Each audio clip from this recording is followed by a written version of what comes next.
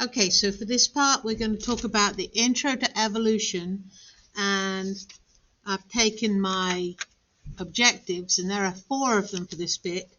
I've gone ahead and stuck them in, and then on the next page, right, I've written evolution vocab, and unlike usual where we do like all the vocab at once, what we're going to do is I've got this, we're going to do it as we go along. So I'm not actually going to write anything on this one just yet. What I'm going to do is stick that in there, and then we'll come back and fill a couple of words in when we get done. Okay, so where do we start? Well, the first thing, I guess, is to look at, and I kind of separate this out because all 4 of these objectives here have the same verbs. And remember, the verbs tell us this is what you are going to have to do. This is what you are going to be assessed on. So the verbs here are analyze and evaluate. And typically, when we analyze and evaluate stuff, what we need to do is we need to draw conclusions. Okay?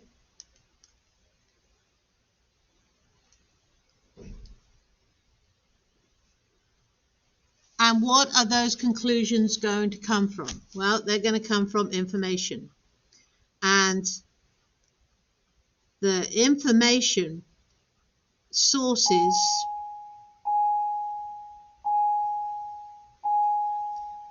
could be anything, right? So they could be, we know they could be, because we have this all the time, they could be graphs. I just need to take that paper out for a minute. They could be graphs, they could be charts, okay? They could be, you know, we get diagrams all the time. And also with this one, often photographs, okay? And another thing, you'll notice here in the thing it says biogeography. Well, when we talk about geography, often what we think about is maps. And so I have seen lots of maps come up where there'll be information provided on a map, and you have to draw conclusions from it. The key bit here is all of these pictures, graphs, charts, whatever, are what we refer to as evidence. So they are evidence that supports some concept. And the concept, and you will see this is a really big one. I'm going to underline it. The concept is one of common ancestry. Okay? So, and this is a very, I cannot stress this enough, the concept of a common ancestor. I left an N out. Let's see. The concept of a common ancestor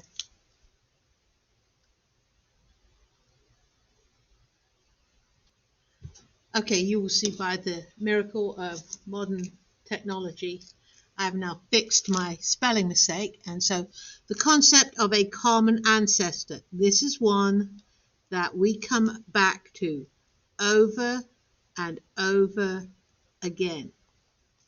Okay, this is a pick-me. This is a term that you will see in every test about evolution. Common ancestry is basically this. If you go back, all the way back to the beginning, right? When you talk, and I'm going to flip back over here to when we were starting ourselves. If you recall, we talked about abiogenesis, and we talked about the Muller-Urey experiment, where they put simple molecules, and then they said, what was the Earth's atmosphere like at the beginning of time? Well, it was very hot, so they heated up the chemicals, and there was lots of volcanic activity, lots of lightning, so they passed electricity through it. And what they collected were very simple molecules that could then turn into biomolecules like amino acids and stuff like that. Because in the grand scheme of things, we start with atoms, and then we had simple molecules, then we had biomolecules. Well, the next stage in organization is cells. And cell is the basic, remember the cell theory, the cell's the basic unit of life. So if you don't have cells, you don't have life. So when we talk about common ancestry, what we're saying is, how do we get from the very first, very simple prokaryote cells, how do we get from that to all the millions and millions of different types of living things that we have? And if you recall, right, we have the tree of life, right? Well, if you look at a tree, you have all these branches that come off, but they all start at one point, and that original point would be the common ancestor. So if all living things have come from cells, and the first cells were prokaryote, you could argue that prokaryote cells are the original common ancestor. I'm just going to write here, the tree of life. Okay, just so I remember. So the common ancestor is all organisms share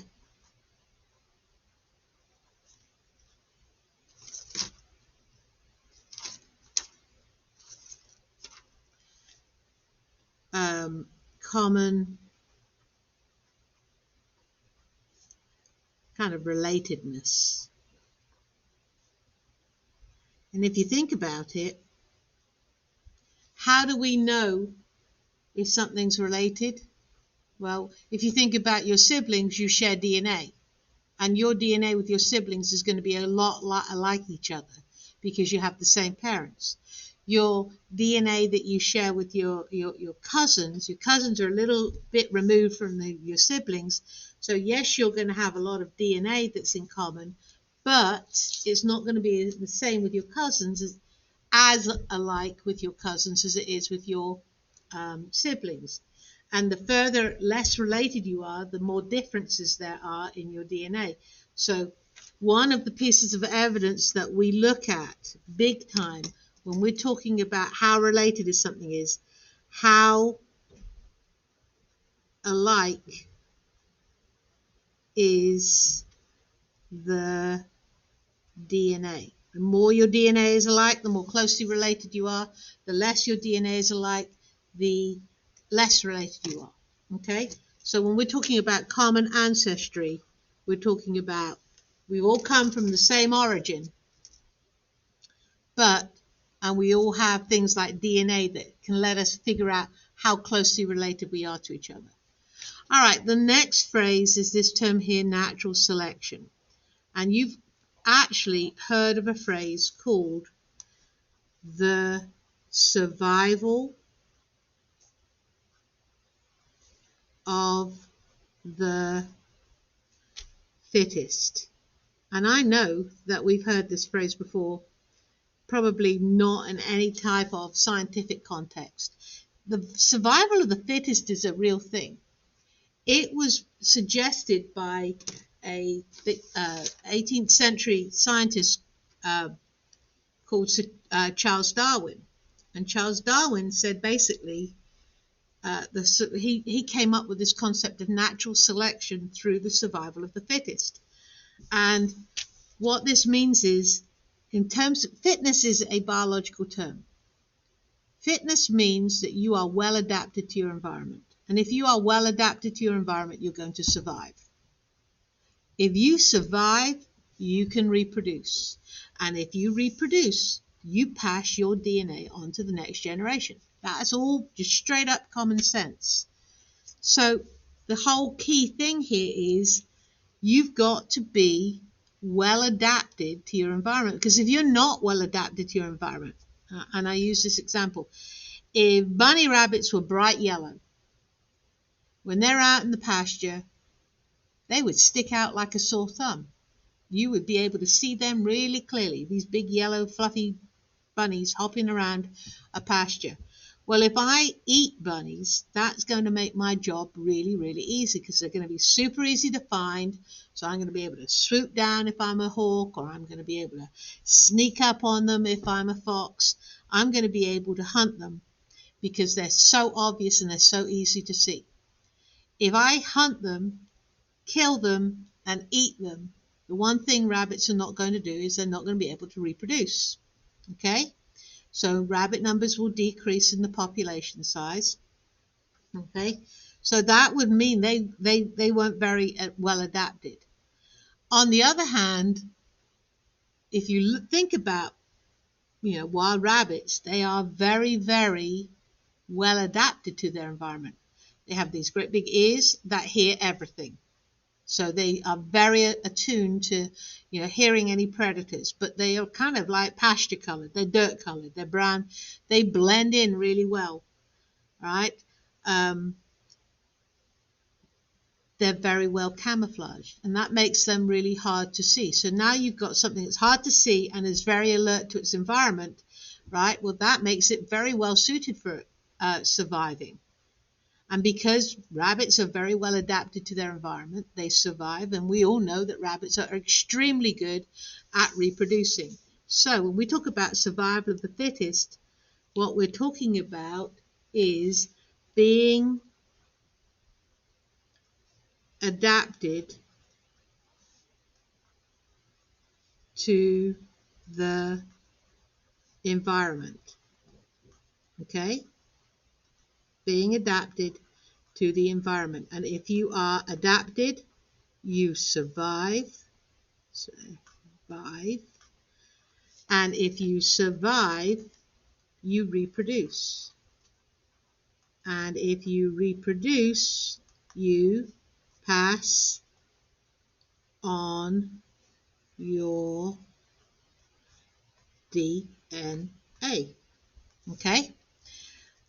Fitness, or being fit, is about being adapted, being able to survive, being able to reproduce. The better adapted you are, the more fit you are. Okay?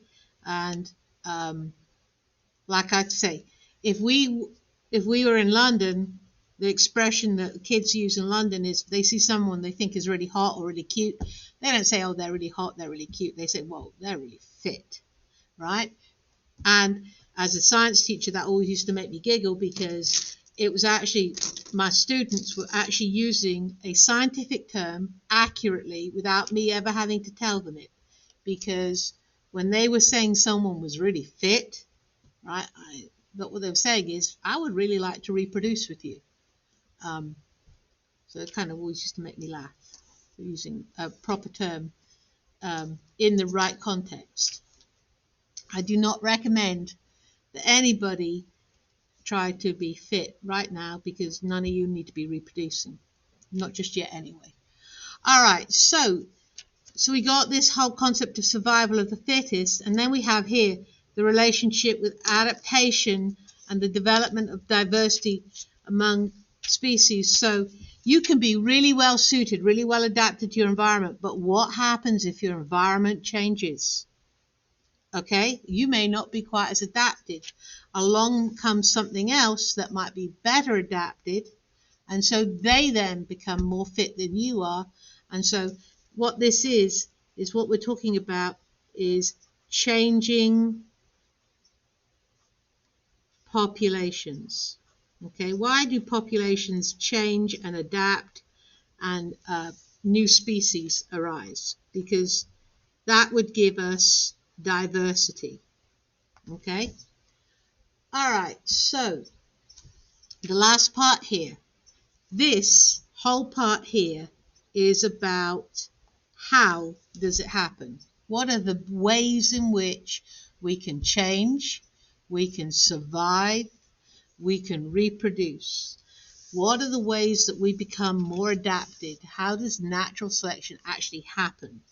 And we've got all these things here called genetic drift, gene flow, and mutations, right? So on this section here, right, This is about how does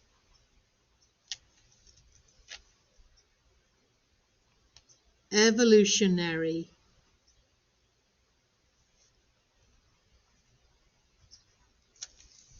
change happen? Okay, how does it happen? And there is one thing here, there's one phrase here I really want just to draw your attention to, and it's this one here, recombination, because we've already been introduced to that. Okay, because recombination, remember, think about it, this is just like, most of evolution is absolute common sense, but think about it like this. Okay, when the only way you can pass on a new characteristic or a characteristic to your offspring, the only way you can pass on your DNA is through sexual reproduction, which involves sperm cells and egg cells, right? And we know from our previous unit that sperm cells and egg cells are produced by meiosis. And recombination was that bit where the chromosomes crisscross over and shuffle their DNA. So recombination, right, happens during crossing over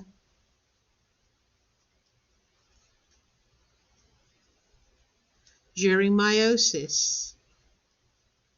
And that's what produces genetic diversity. So if your chromosomes cross over during meiosis and produce this new combination of genes, which makes you better adapted to your environment, guess what? You've just become more fit. You're more likely to survive and reproduce. You have just hit what we call is the evolutionary jackpot. So that's kind of like where we're going to start. All of this is common sense. All of this is pretty, I would hazard to say that we've actually got to all the hard stuff done now. So there's your intro to evolution.